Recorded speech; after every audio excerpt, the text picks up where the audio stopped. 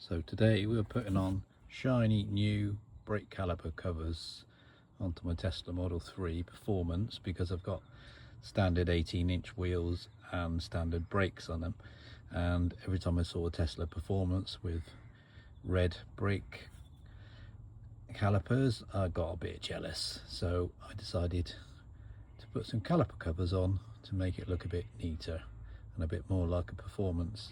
Make sure when you do it that the rubber bit goes at the top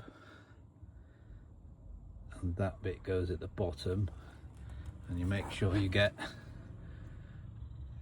clip number 2 at the top, clip number 3 at the bottom, and the middle clip. Make sure the hole is on the lower side, not the upper side when facing in.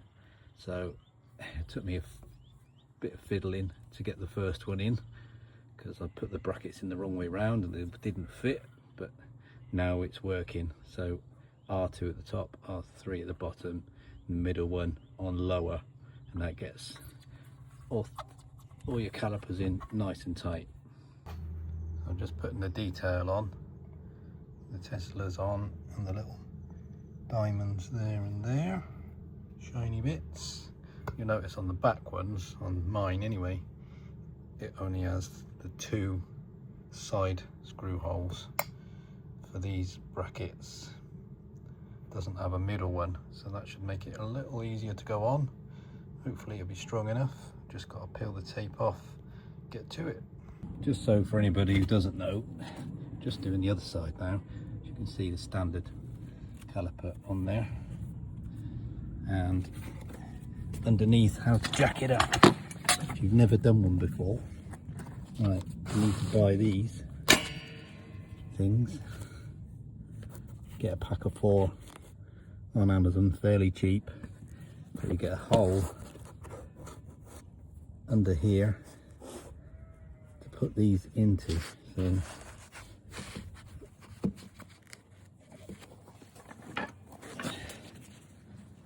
there you go, it goes in there like that, and then you can line up the jack and jack it up without fear of damaging the car body or busting open your batteries. Okay people? Right, so when you're putting them on, get these in place first.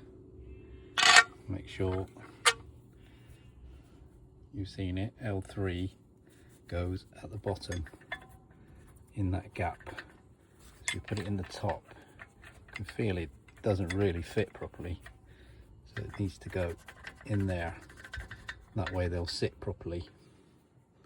Okay, and then your middle one goes in that hole there. There you go, that's the second one on. Make sure there's a gap between the disc and the retainer at the bottom and at the top. You don't want that touching that, otherwise you'll be ruined in seconds. There we go. Again, make sure when they're in that they are not touching the disc, especially the bottom one, because it can move when you're doing it up. So make sure it's not touching the disc, just there. An extra note, if you're a Tesla owner and you're partial to a bit of your own maintenance, especially wheel swapping, then a must-have is 2 trolley jacks. In addition to 2 trolley jacks, you might need a few bricks or stones or paving slabs in this case to jack up the car, because it's so low you can't get the trolley jack underneath with the trolley jack fittings under there.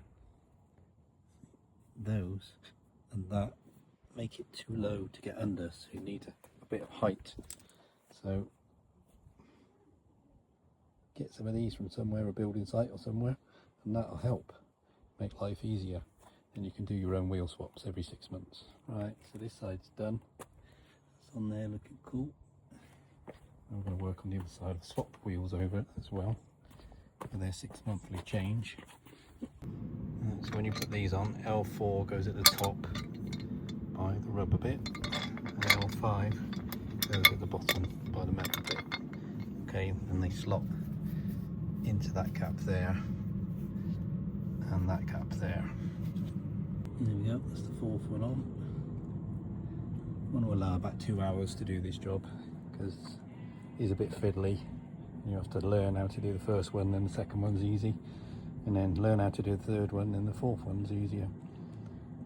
Okay, so there we go. Let's get the wheels back on, see what it looks like.